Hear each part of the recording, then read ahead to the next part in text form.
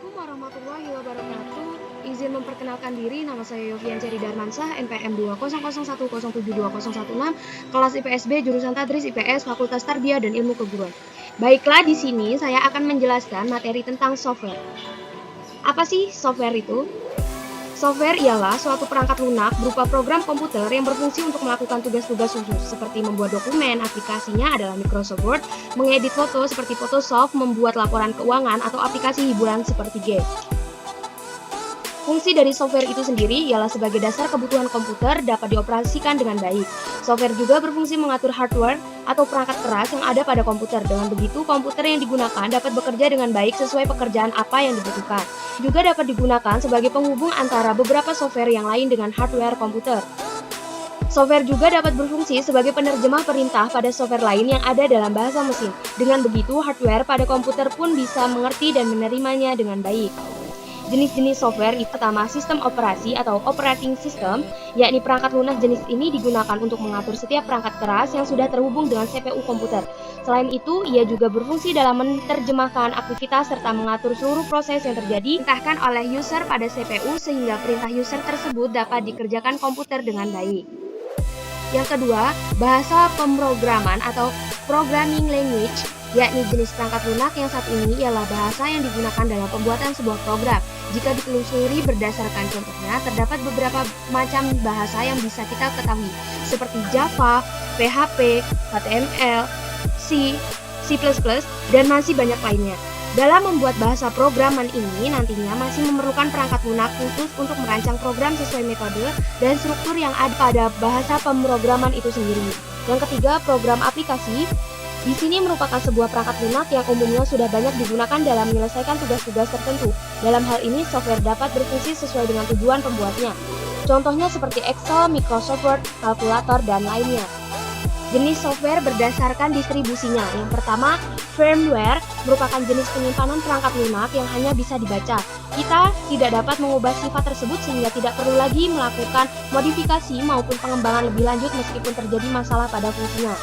Yang kedua, freeware merupakan salah satu jenis software yang tidak memiliki batas waktu tertentu. Akan tetapi, kebanyakan software jenis ini memiliki fitur yang tidak begitu lengkap sehingga penggunanya pun kurang maksimal. Ketiga, hardware, yakni perangkat lunak yang dapat diperoleh serta digunakan tanpa biaya. Akan tetapi, perangkat lunak ini masih menyediakan kompensasi dengan adanya iklan yang muncul pada perangkat komputer yang digunakan. Yang keempat, open source, yakni sejenis perangkat lunak yang dapat dibuka kode sumbernya. Kita juga bisa mengubah, meningkatkan, hingga menyebarluaskannya. Software jenis ini diperoleh tanpa biaya dan dikembangkan oleh orang lain menggunakan lisensi yang bernama GPL, yakni General Public License. Yang kelima, shareware, yakni sebuah perangkat lunak yang dapat digunakan untuk keperluan tertentu. Kita bisa menggunakannya secara gratis. Jenis perangkat ini juga digunakan sebagai demonstrasi dengan fitur dan waktu penggunaan yang terbatas. Yang keenam, malware, yakni jenis dari software yang dianggap berbahaya dan bisa merusak apabila disalahgunakan penggunanya.